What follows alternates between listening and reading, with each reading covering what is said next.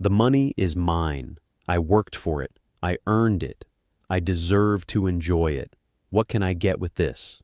This is a completely understandable and very human orientation toward money, but it is fundamentally incompatible with generational wealth.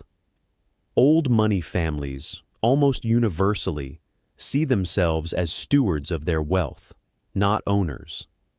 The wealth isn't theirs to consume. They are temporarily the caretakers of something much larger than themselves, something that existed before they were born and that is expected to exist long after they die. Their job is not to enjoy the wealth and pass down whatever is left. Their job is to grow the wealth, protect it, and pass down a larger, better structured version of it to their children, who will then be the stewards for their children. This stewardship mentality changes everything about how you interact with money. If the money is yours to consume, every luxury purchase feels justified. You earned it. If the money is in your stewardship, every luxury purchase requires justification. Is this the best use of the family's resources? The former mindset depletes wealth. The latter preserves and grows it. You see this stewardship mindset expressed in old money culture in many ways. In the meticulous care of family properties, estates that have been maintained for a century, not because they can't afford to renovate, but because they feel a responsibility to preserve them. In the emphasis on family name and reputation, because the family's reputation is itself a form of capital that must be protected and passed down intact. In the reluctance to make flashy investments or chase trends, because the steward's job is capital preservation first, growth second, consumption last. The Vanderbilts are a fascinating and instructive cautionary tale here. Cornelius Vanderbilt, the patriarch, built one of the greatest fortunes in American history through railroads and shipping. But the culture he instilled did not fully embrace the stewardship mentality. Several of his heirs were extravagant consumers, building enormous cottages, actually enormous mansions, in Newport, Rhode Island, throwing legendary parties, living in the grandest possible style. Within 2 generations, much of the fortune had been dissipated. By the 3rd generation, some Vanderbilt heirs were struggling. By the 1970s, a Vanderbilt family reunion reportedly didn't include a single millionaire among the 40-plus attendees. The money lasted roughly 50 years. Compare that to families with a stewardship culture who are still wealthy after 300 years. The shift from owner to steward isn't just about wealth, by the way. It's about your relationship with everything you create, your business, your reputation, your community, your family culture. Old money families think of all of these as legacies to be curated and passed forward, not possessions to be used up and discarded. Practical takeaway. 4. The network is the net worth. There's a cliche you've probably heard 1,000 times. It's not what you know, it's who you know. And the first time you hear it, it sounds a little cynical, like an excuse for nepotism. But when you understand how old money actually operates, you realize this phrase barely scratches the surface of the truth. Old money families don't just have networks. They have ecosystems, multi-generational, carefully cultivated webs of relationships that span industries, geographies, governments, and institutions. And these ecosystems don't happen by accident. They are deliberately built and maintained over generations as a core wealth strategy. Let me explain how this works in practice. When an old money family sends their child to a prestigious boarding school, not just an academically excellent school, but a specific school with a specific social makeup, they are not primarily paying for education. They are paying for the relationships their child will form. The child who sits next to your son at Eton or Andover, or the Lycée Henri IV today, might be running a major financial institution, a government ministry, or a multinational corporation in 30 years. And when that happens, your son will pick up the phone, not as a cold call, but as someone who shared a dormitory with that person. That's not nepotism. That's strategic relationship infrastructure that was built decades in advance. But it goes even deeper than school connections. Old money families maintain their networks through what we might call social rituals of reciprocity, country clubs, private societies, charitable foundations, family offices, annual gatherings. These aren't just social activities, they are infrastructure for the maintenance and expansion of power networks. Every handshake at a charity gala is a maintenance touchpoint on a relationship that might have been started by the previous generation. Every favor done is a credit in a ledger that will be called in somewhere down the line. The concept of social capital, the value embedded in relationships, is as real and as manageable as financial capital to old money families. And just like financial capital, it must be invested, maintained, and protected. Old money parents teach their children to write thank you notes, not as a formality, but as a system for relationship maintenance. 2. They own assets. They don't chase income. The second major pillar of the old money mindset is perhaps the most misunderstood one, and it's the one that most directly explains why the rich keep getting richer while everyone else stays on the hamster wheel. Old money doesn't chase income. Old money builds and holds assets. Now, what's the difference? Because on the surface, they sound similar. Income is money that flows to you. Assets are things you own. But here's the critical distinction. Income stops when you stop working. Assets keep generating income whether you're working or not. The middle class has been programmed to think in terms of income. Get a good job, earn a good salary, work your way up, get promotions, maximize your W-2. This is the path, and it's not a terrible path for survival, but it is fundamentally incompatible with the old money philosophy, because a salary, no matter how large, is still fundamentally your time being exchanged for money, and time is the one resource that is completely finite and completely non-renewable. Old money families own assets, land, buildings, businesses, art, intellectual property, financial instruments, and most critically, they own them across generations. The Astors built their fortune initially on fur trading, but what kept them rich for generations was real estate. At one point, the Astor family owned an estimated 1/15 of all the real estate in New York City. Not stocks they could sell in a panic. Physical land in the most valuable city in the Western world. Land that appreciates. Land that generates rent. Land that can be passed down. Let me give you the math on why this matters so much. Imagine two people. Person A earns $300,000 a year as a doctor or lawyer. Person B owns a portfolio of properties worth $3 million that generates $180,000 a year in passive income. On the surface, Person A earns more. But here's the truth. Person A's wealth creation stops the second they stop working. Injury, illness, burnout, a bad economy, and the income goes away. Person B can be sitting on a beach, sick in a hospital, or literally asleep, and the income keeps flowing. And here's the kicker. Person B's $3 million asset base is also appreciating. So, 20 years from now, that portfolio might be worth $9 million and generating $540,000 a year.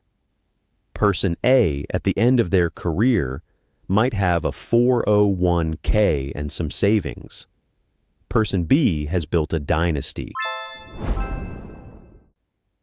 This is the section that tends to blow people's minds the most, because what I'm about to tell you runs completely counter to almost everything we've been taught about debt and risk.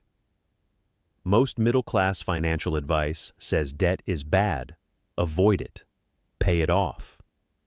Dave Ramsey built an empire telling people to cut up their credit cards and pay off their mortgages. And for the middle class, where debt is typically consumer debt used to buy things that depreciate, this is genuinely good advice. But old money families have an entirely different philosophy on debt. They use it as a lever for wealth amplification. Not to consume, to acquire. Here's the fundamental distinction. Bad debt buys liabilities. Good debt buys assets that outperform the cost of the debt. Old money families never touch the first kind. They are extraordinarily sophisticated users of the second. Let's say you have the opportunity to acquire a commercial property worth $5 million in a prime location. You expect it to generate $350,000 per year in rent and appreciate at 5% per year. You could pay cash, but that would tie up $5 million of capital that could otherwise be deployed elsewhere. Or you could borrow $4 million at 4% annual interest, which costs you $160,000 per year, and only deploy $1 million of your own capital. Now your $1 million is generating the same $350,000 in rent. You're paying $160,000 in interest and netting $190,000, a 19% cash-on-cash return on your actual deployed capital, plus the asset appreciation. Old money families understand this lever intuitively. This is why the wealthiest families often have enormous amounts of debt, not as a sign of financial distress, but as a sign of sophisticated asset acquisition. The Rockefellers used leverage. The Rothschilds built their banking empire partly on understanding credit as a tool of power. Major real estate dynasties like the Trumps, before the later career disasters, built portfolios through strategic use of leveraged debt. But old money also has a deeply counterintuitive approach to risk that separates them from new money and from the middle class. Middle class thinking sees risk as something to be avoided. Play it safe. Don't risk what you can't afford to lose. Risk is frightening because for most people, a significant financial loss could genuinely threaten their security. But there's one pillar of the old money mindset that underpins all of the others, and it's the one that nobody ever talks about. Emotional discipline around money. This is one of the most significant and consistent differences between families that build generational wealth and those that don't. It's not intelligence. It's not luck. It's not even strategy.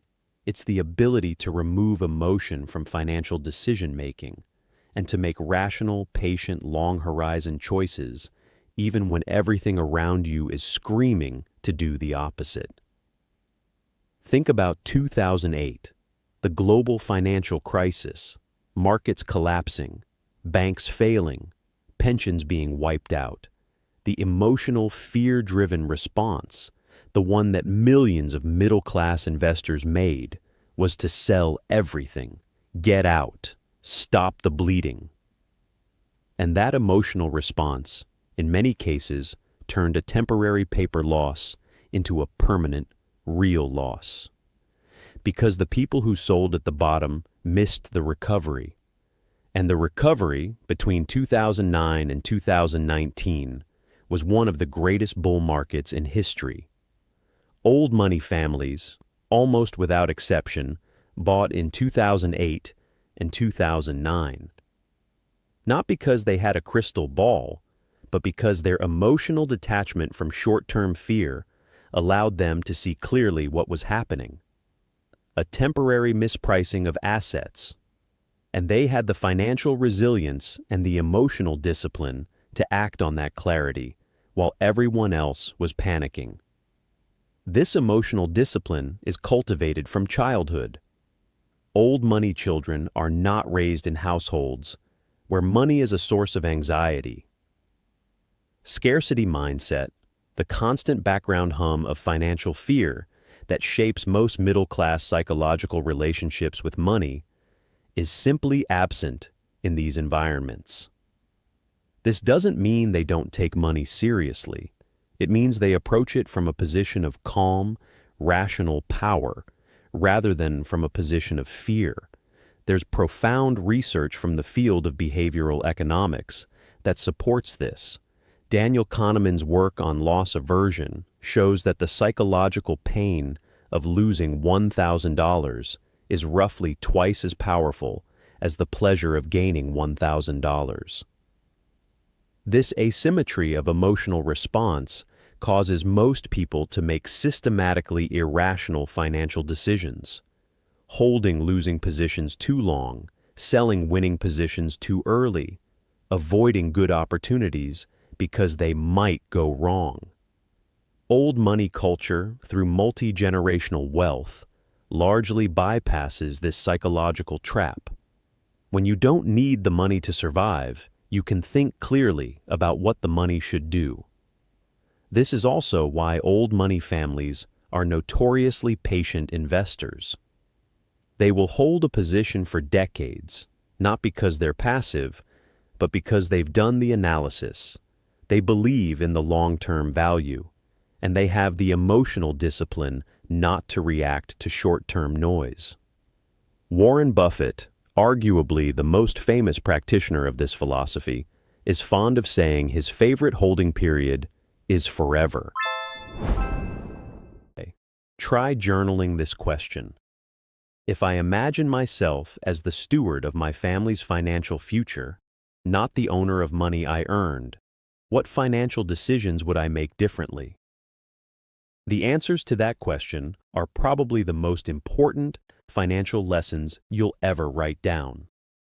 You don't need to be old money to think like old money. The mindset is transferable.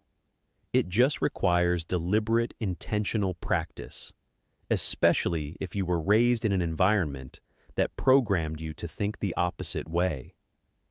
Here's your practical roadmap, broken down into immediate, medium-term, and long-term actions.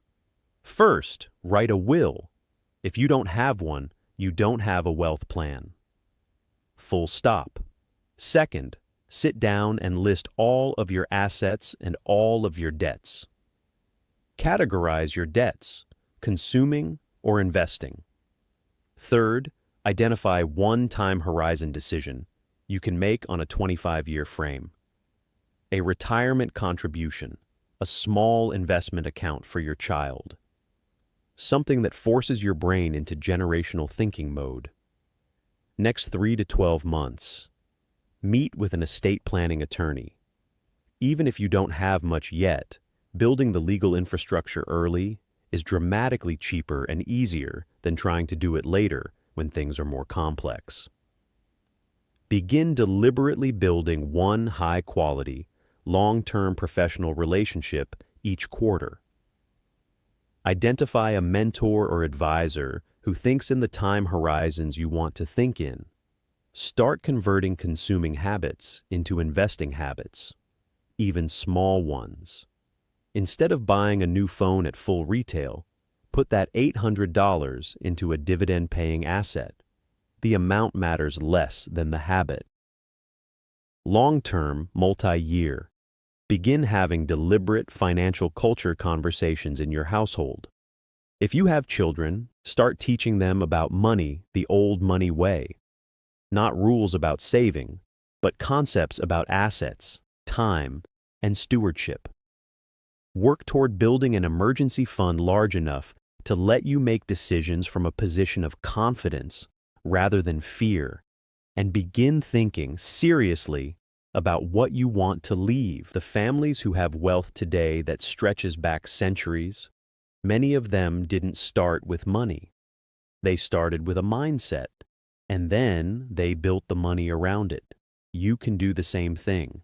Maybe not in your lifetime, maybe not even in your children's lifetime, but you can be the person who starts the dynasty, the one who makes the decisions, builds the infrastructure, and instills the culture that your descendants will look back on and say, "Wait, that's where it began."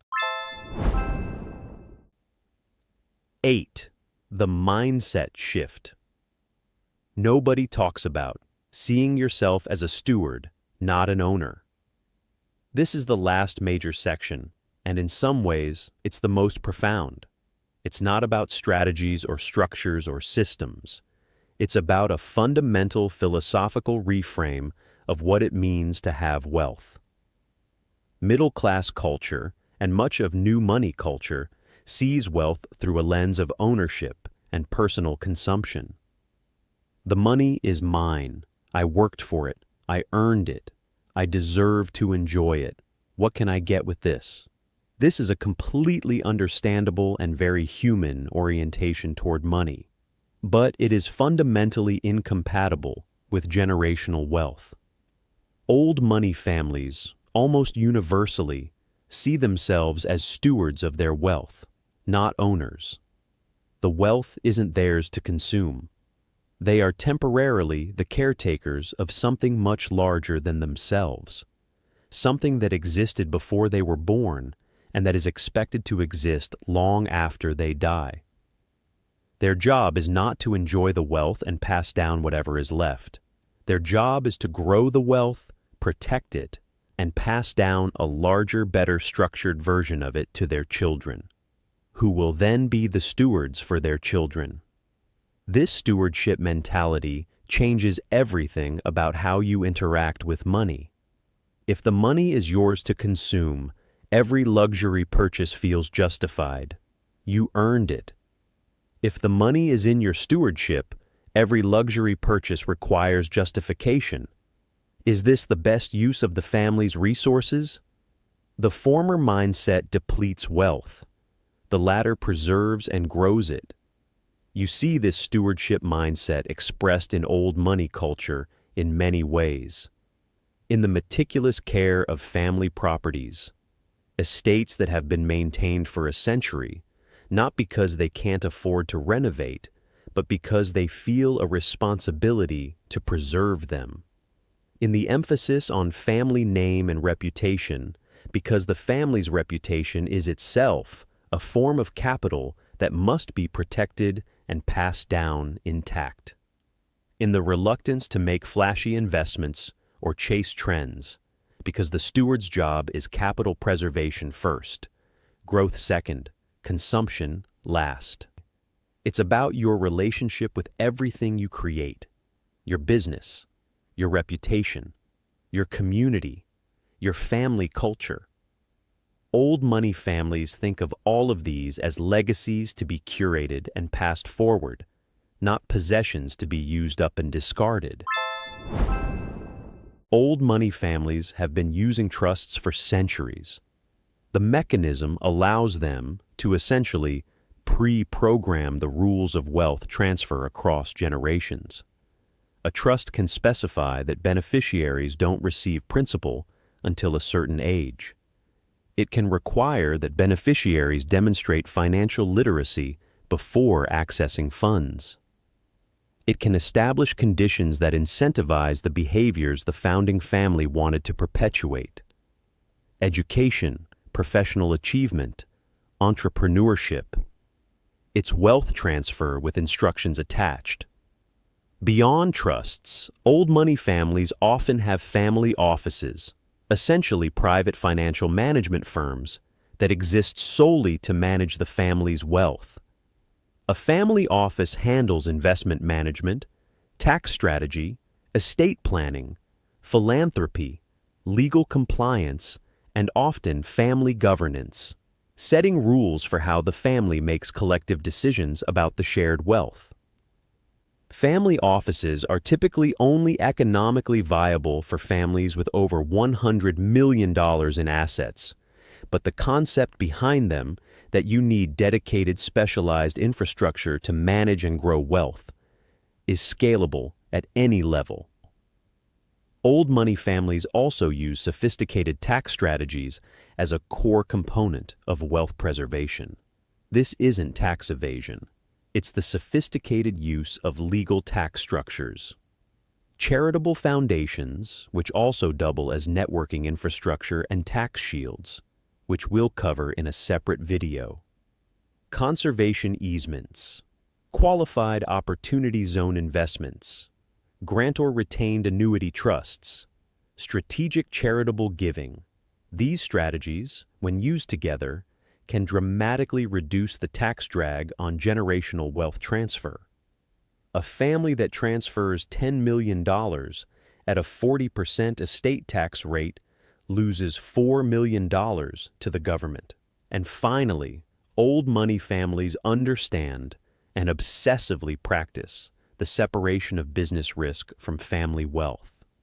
They never commingle the family's core wealth with individual business ventures.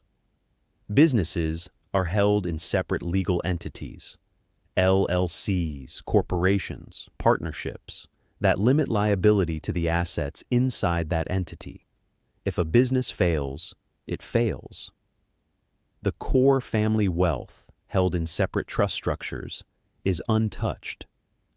This structural separation is one of the most important pieces of architecture in the old money system, and it's something that many new money families catastrophically neglect. Practical takeaway: even if you're just starting out, begin building the architecture. Write a will today if you haven't already. This isn't tax evasion. It's the sophisticated use of legal tax structures. Charitable foundations, which also double as networking infrastructure and tax shields, which we'll cover in a separate video. Conservation easements, qualified opportunity zone investments, grantor retained annuity trusts, strategic charitable giving. These strategies, when used together, can dramatically reduce the tax drag on generational wealth transfer. A family that transfers $10 million at a 40% estate tax rate loses $4 million to the government. A family that has spent 10 years legally structuring that same transfer through trusts and charitable vehicles might transfer $9.5 million. That $5.5 million difference, compounded over the next generation, is worth dramatically more. And finally, old money families understand and obsessively practice the separation of business risk from family wealth. They never commingle the family's core wealth with individual business ventures. Businesses are held in separate legal entities, LLCs, corporations, partnerships, that limit liability to the assets inside that entity. If a business fails, it fails. The core family wealth, held in separate trust structures, is untouched. This structural separation is one of the most important pieces of architecture in the old money system, and it's something that many new money families catastrophically neglect. Practical takeaway: even if you're just starting out, begin building the architecture. Write a will today if you haven't already. Look into setting up a basic trust structure with an estate attorney. Open accounts in your children's names. Separate your business and personal finances with proper legal entities. Start building the infrastructure now, even if the wealth it's designed to protect is still growing. 8. The mindset shift. Nobody talks about seeing yourself as a steward, not an owner. This is the last major section, and in some ways, it's the most profound. It's not about strategies or structures or systems. It's about a fundamental philosophical reframe of what it means to have wealth. Middle-class culture, and much of new money culture, sees wealth through a lens of ownership and personal consumption. The money is mine. I worked for it. I earned it. I deserve to enjoy it. What can I get with this? This is a completely understandable and very human orientation toward money, but it is fundamentally incompatible with generational wealth. Here's something that might make some people uncomfortable. Old money families do not actually revere formal education the way the middle class does. Wait, before you click away, hear me out. This is deeply counterintuitive because we've all been told that education is the path to success. Get good grades, get into a good college, get a degree, get a job, and that is a valid path for professional employment. But old money families are not optimizing for employment. They're optimizing for ownership. And those two goals require completely different educational frameworks. The middle class treats education as a certification system. You earn a degree, and the degree signals to employers that you're qualified to work for them. The whole framework is built around making you a better, more valuable employee. Old money treats education as a power system. They educate their children to understand how the world actually works, how money flows, how legal systems operate, how to negotiate, how to read people, how to build and maintain networks, how to lead, how to communicate with authority. Not to get a job, to own, control, and expand inherited power. Let me give you some concrete examples of how this plays out. In many old money families, children are exposed to legal and financial concepts from a very young age, not in a textbook way, in a dinner table conversation way. A father who runs a family business will talk to his 12-year-old about why they structured a deal a certain way. A grandmother who manages the family trust will explain to her grandchildren what a fiduciary duty is and why it matters. These conversations happen naturally, constantly, because the children are surrounded by adults who live this language every day. There's also a major difference in what old money considers valuable knowledge. While the middle class prizes technical skills, coding, engineering, medicine, law as a profession, old money prizes what we might call meta skills. Skills about skills. Things like how to evaluate the credibility of information, how to identify good advisors versus bad ones, how to structure agreements so they protect your interests, how to read financial statements not just to understand a business, but to understand power, how to sit across from someone in a negotiation and not flinch. These are skills that compound just like money does, and they're almost impossible to learn in a traditional classroom. Old money families also have a very specific relationship with failure as a teacher.